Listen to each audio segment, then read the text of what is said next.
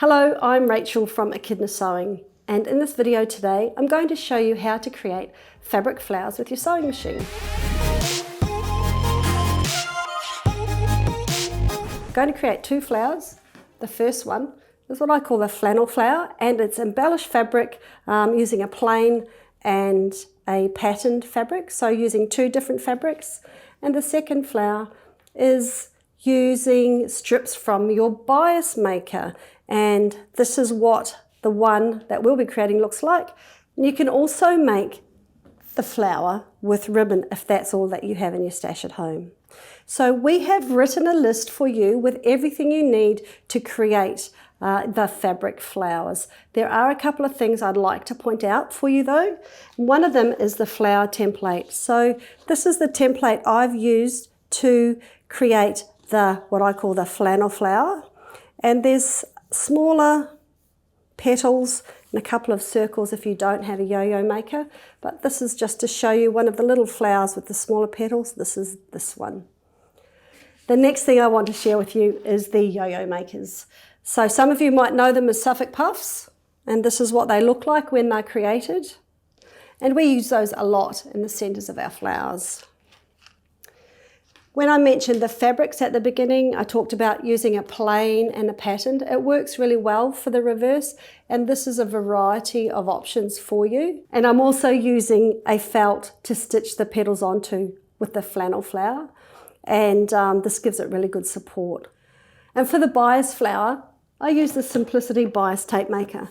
This is one of the essential tools I believe you should have in your craft room, and it makes creating things like this really fast and easy. So I'm looking forward to showing you how to use that today. And the machine I'm using is the Brother BQ 3100. I've chosen it because it has a pivot function, which means the needle is going to stop in the fabric and the foot is going to lift up, which makes it essential for sewing around corners. Of course, you can use whichever machine you have at home. It doesn't matter. Just make sure you change the needle. So let me clear my table and we'll start stitching. Okay, so you can see I've got my Brother BQ 3100 set up. I have attached the large table, so I have this working surface here. And I have pre-selected my stitch, which is just a straight stitch, but I have made it slightly longer because the first step, once we start creating our flowers, is to embellish the fabric. So before we do that, you can see I have pre-cut my plain fabric and my patterned fabric. So this is the front of my flower and this is the back. On the plain fabric, I have also ironed on see-through cutaway. Now I have done this so it supports the stitches. So it's a stabilizer that will support the stitches when I'm sewing. And it doesn't need to come out, and that's why I've chosen this stabilizer. The next step is to draw or trace your flower template onto the plain fabric. So there's a couple of ways. I have glued my template onto a slightly heavier cardboard, or you could just trace it, which means you would place the fabric onto the template and you would trace around it like this.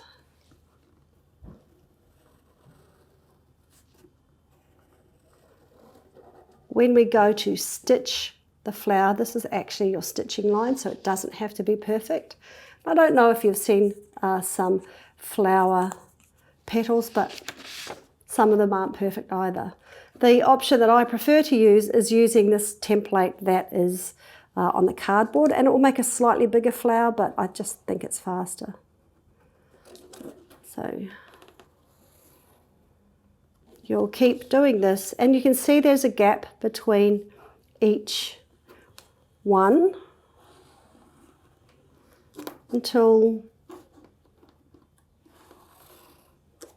you have completed the whole piece of fabric with drawn out templates of flower petals. I think this will take about 8 to 10. I used 8 petals for the flannel flower, and the Now the template says 10, I use 2 as a practice. So the other thing that we need to do is actually draw this exact same shape on the see-through cutaway as well, so it will show through on the other side. I've decided to use a friction pen today, so if I was ironing, you can, it will iron off, but you can use any marker. It won't be seen, it will be on the inside edge. So I'll go here.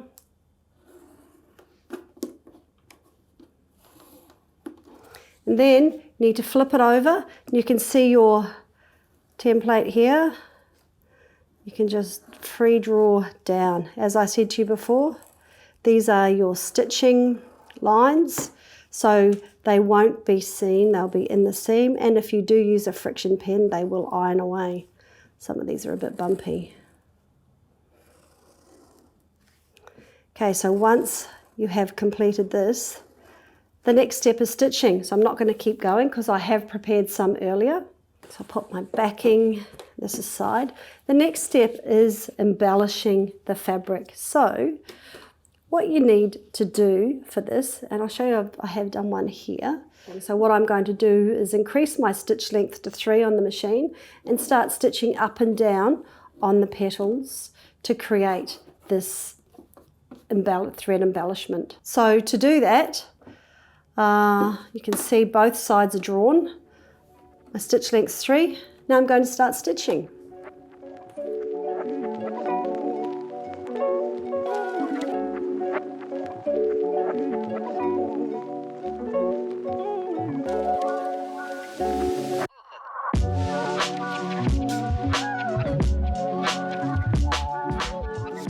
So once you've completed stitching all your petals, and this is what you'll do for all 10 of them, you'll grab your backing fabric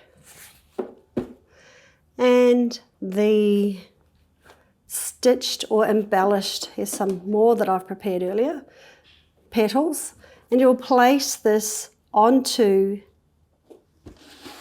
this piece of fabric, and I'm going to pin it together so it doesn't move whilst stitching. But our next step is we'll change our thread to our soft light coarse spun polycotton and stitch on the line of the petal.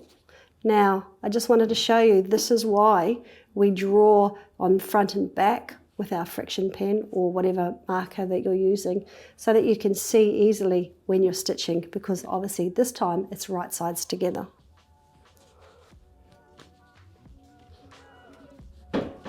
See-through cutaway up, and now we're going to start stitching again.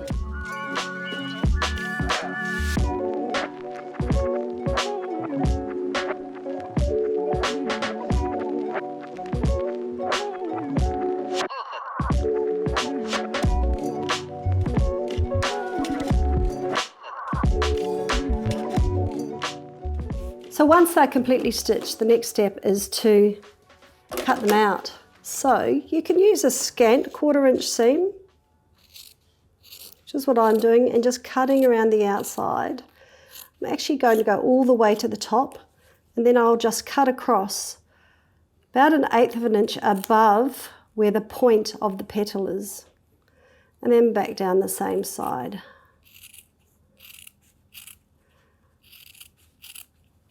If you're not happy with the points, you can also taper this down a bit more if you want less bulk, like this, 1, 2, but I haven't done that on any of the flowers. Just know some people like to have a more pointed flannel flower, but it doesn't worry me. So I only need 3 petals today, so I'm going to just cut out 3. Then we're going to turn them in the right way. So right sides facing. This is the last one. I will say when I was stitching, I did notice some of my tracing was a bit wobbly, but I was able to correct that when I was sewing. So it doesn't matter if your tracing is not perfect. You can correct that once you're sewing, because that will be where it shows on the seam. Okay, so I shall remove these. The next tools that I use to turn these inside out is my friction pen and my purple fang. So to do this, see there's a pocket, I get my fingers in here, just kind of poke through and get it started, turning it into the right way. And this is where I found that the friction pen is marvelous. So poke, poke, poke, poke, poke. And you can feel when it kind of lets go, and then friction pen goes like this. Isn't that great? To do the finer point at the end, purple thing. I don't use this part because I have pressed through the flower. So I just go up here and voila. One petal down. So then this is petal number 2. Again, my fingers poke.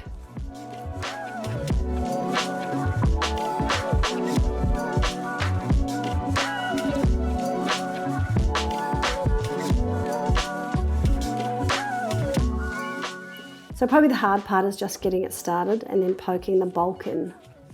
But once that happens, it's very easy to push it through with that friction pen to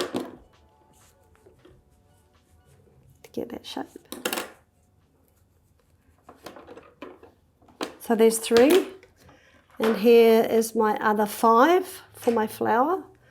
What I am going to do, I have used, for these ones, I have used a water-soluble pen. So because I need to give them a quick press, I need to do that before I give them the quick press. So I just have my paintbrush and water. I'm just going to use the paintbrush. You can see the blue faintly here. If I'd used the friction pen on these, I could have just given it the quick iron, but I had used a blue water-soluble marker. So I need to do this for all of these 3.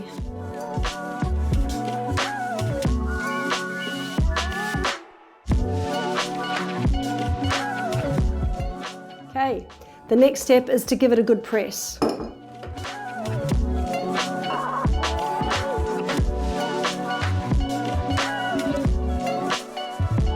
So here are my 8 petals completed to construct the flower. I just want to show you that all of these tips are very, very different, and that's perfectly okay. So you're not going to get everyone exactly the same. So to create the base for the flower, I've just taken, this is the perfect size, the spool. I have my piece of felt. I'm going to trace around the bottom like so, and this is where I'm going to stitch my flowers onto, so I'll just cut that out.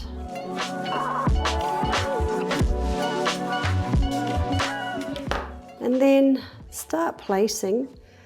There's no real hard and fast rule, but I will tell you that I did put a tuck into my flower, and by doing that I just went like this. I just folded it in, and it gives you this look of a slightly pleated flower. So there's 1, 2,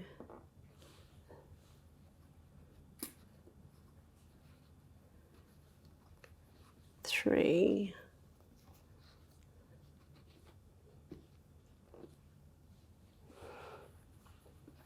The reason I've done that is it makes a better look for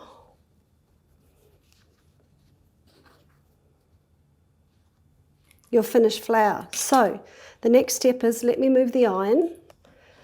The next step is to just stitch these 3 into place. So we will do them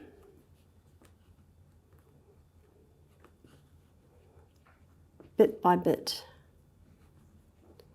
So this is where we start. And currently I have a short stitch length of 2. I'm actually going to increase my stitch length again to 3 for this stitching task.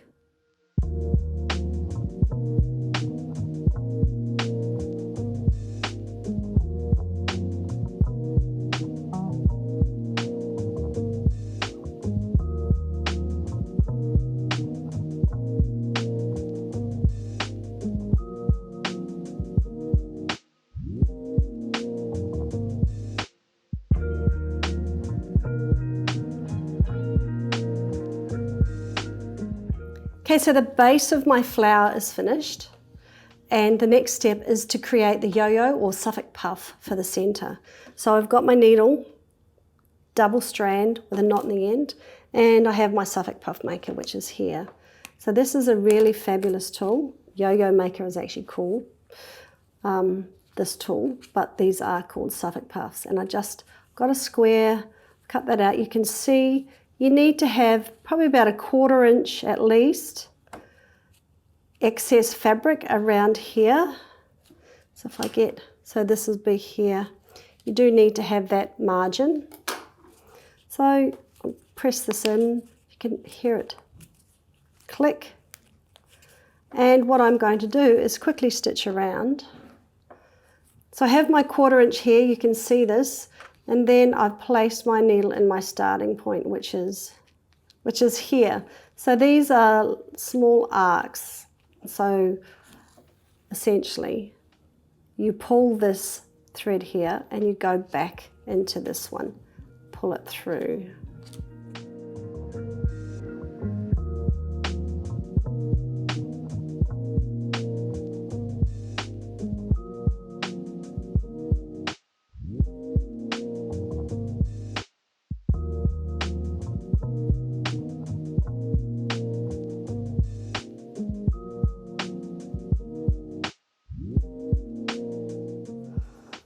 Once you get to the place that you started from again, grab your scissors, don't cut the thread, just trim this around.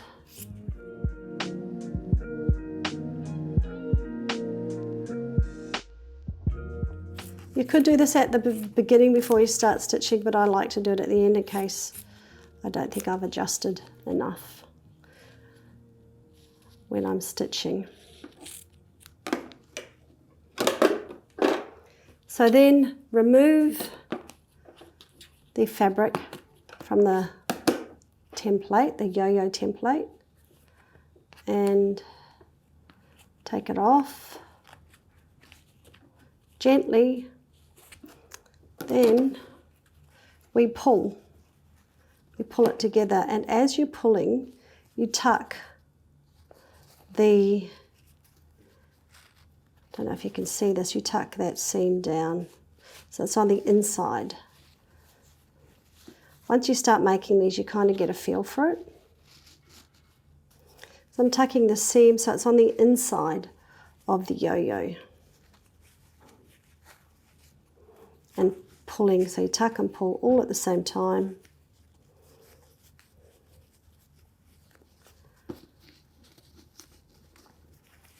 And I do it to make sure I've got even kind of yo-yo petals. I'm using a batik fabric for the centre, so it's a little bit harder to tuck. It's a bit stiffer, so if you used a softer fabric it wouldn't be as difficult, but you can see that it's forming as I'm tightening my thread. So that is the flower centre. The next thing I would do is I'm just going to tuck this little piece under in here.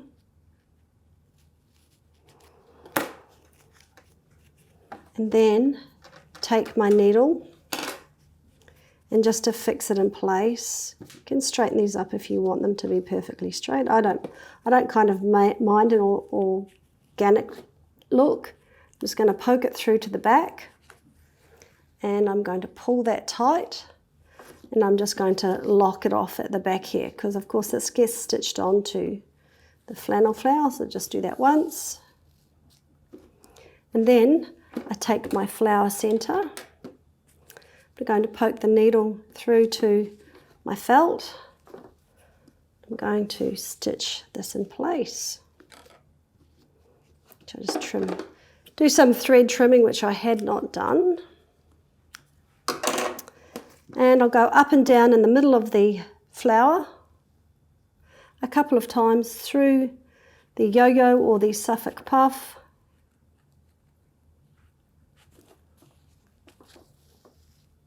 To hold it in place, and then we would have completed our flower. So just one a couple of times.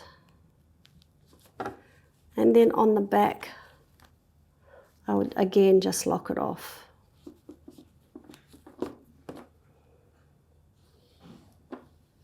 Just creating a knot to finish so it doesn't come undone. This flower will be used in a project I'm doing, so you won't see the back, so the back does not have to be pretty. If you're going to use them as three-dimensional flowers, you might want to pay a bit more attention to the back, but I'm not worried about that. Here is one complete flannel flower. Have fun making this one. Let's start on our next flower. For the second flower, I'm creating the bias tape version. You could try the ribbon method at home, but for today I'm using the bias tape maker to create my fabric for the petals. So this is the bias tape maker, and it is actually designed, so if I pull this off you can see it has a heated surface here, and it pulls a piece of fabric through a template and presses it perfectly. This is why I love them so much. Today for this flower we're making 1-inch bias tape, and it will be folded in half and it will create our petals. To create 1-inch bias tape you need a 2-inch piece of fabric, so you need double the amount. But by all means read the manufacturer's instructions in the booklet that comes with it if you do own the bias tape maker, and then that will help you understand. So I have pre-prepared my fabric with some starch. I have found that starching it does create a crisper, nicer finish when creating your tape. So just so that you know, this is what a 1-inch piece looks like. And then we are going to create this with the black and white, and then we're going to fold it in half again, and this will become our petals. So with the Simplicity Bias Tape Maker, there's actually two 1-inch tips. There's this one which is more squat and flat, and this one which is more bulbous and round. The difference between each tip is this tip, which is the one we're using today, will create a folded finish of 1 inch with these two pieces folded in. The second tip, which is this bulbous looking one, does only folds it in half, which leaves your raw edges exposed, which might be useful if you need a small binding, but we don't want raw edges exposed, so we're not using this one, so I'll set that one aside. Okay, so for this tip, just grab it in your hand and thread your 2-inch piece of fabric, poking the sides in, and keep pushing. You can see here that it's starting to feed through. That's exactly what we like till it gets to the bottom. It starts poking out the end. That is perfect. So I'll start pulling it through. What I am doing is I'm just making sure it's feeding properly and evenly. Okay, so I'll place my tip in its spot. Because it's such a short piece of fabric, I just drape it over the side. If I was doing a large binding, I would wind it on, but I don't need to for this project. And then I'm going to just pull this through. You need to be careful because that is hot. The green light is on, which means it will run, and I press the button. I just make sure at this end it's feeding properly, and you can see I've starched that fabric and how beautifully flat it is as it's coming out the other end. My fabric calculations means you'll only need 1 strip to make 1 flower. That's 1 strip cut across the width of a fabric at 2 inches. So we're nearly there. Perfect. So I'll turn that off. I'm going to switch off the bias maker now because the next step is me ironing these two over together to create the size that I'd like for my petal. So I'll grab the iron and we'll start ironing.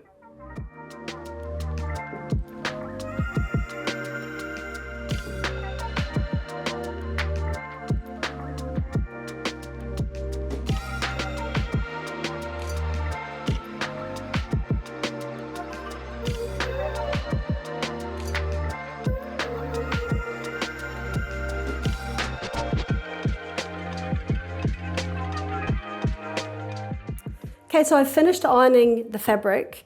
One thing that I will say is I have starched it again quite a lot to fold it in half. And that is because you can see it pops open slightly. And then what I usually do is I roll it up like this. See, I've prepared one earlier and here that is.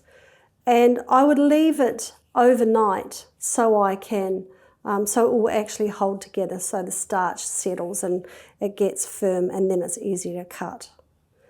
So you can do that. I've prepared this one earlier. I'll just put that aside. Now we're going to cut our petals. So I played with a couple of lengths. This one has a 4-inch petal, 4.5, sorry. Today I want to show you this one, which is a 3.5. When you fold it, it's actually a little bit shorter. So you can make whichever length that you would like. But today I've gone with 4. So you open your tape. I'm using the ruler to read my markings. So my 1 is here, my 4 inches there. I need to move this to this side. And what I would do is snip off my selvage first. And then I'm going to cut the whole length into 4-inch strips. So I just line up my ruler here, 1, 2, 3, 4. Make sure it's square, and that's 1.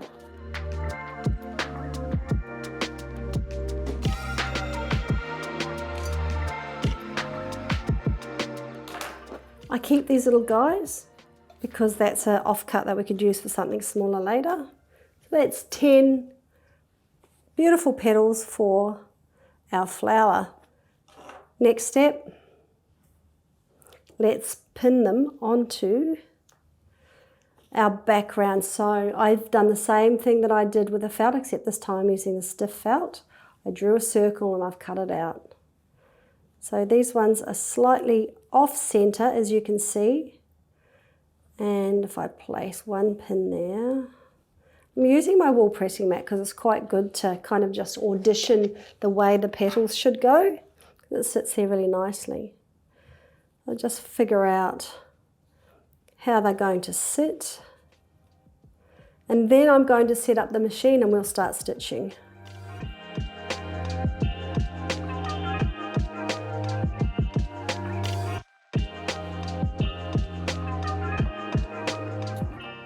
And of course I'm not worrying about the center that you can see because the covered button will go over the top, or a button. We'll talk about the centers soon.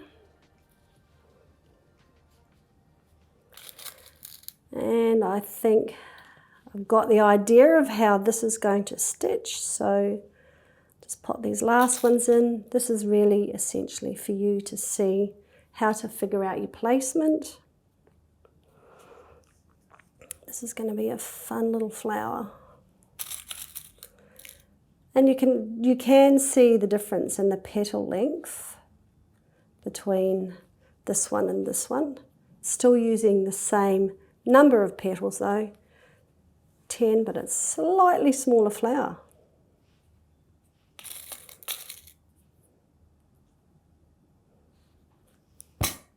Okay, so this is what it's going to look like once I've sewn it to the background.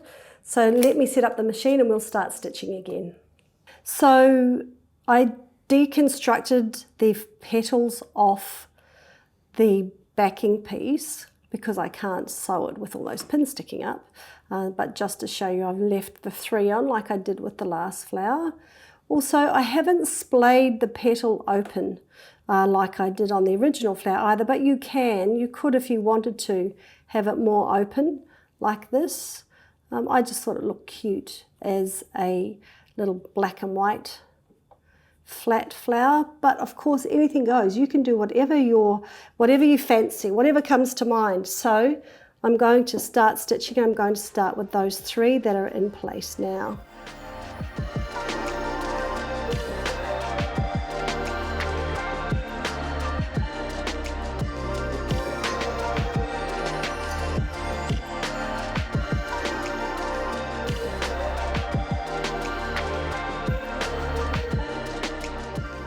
So the stitching's complete and I'm pretty happy with that. You would probably look at this and go, oh, those are closer together and these are further apart, but I'm fine with it. I think the next step is to figure out what we need to do in the centre because we need to hide the stitching. So I've got some options for you. So you could use a Suffolk puff.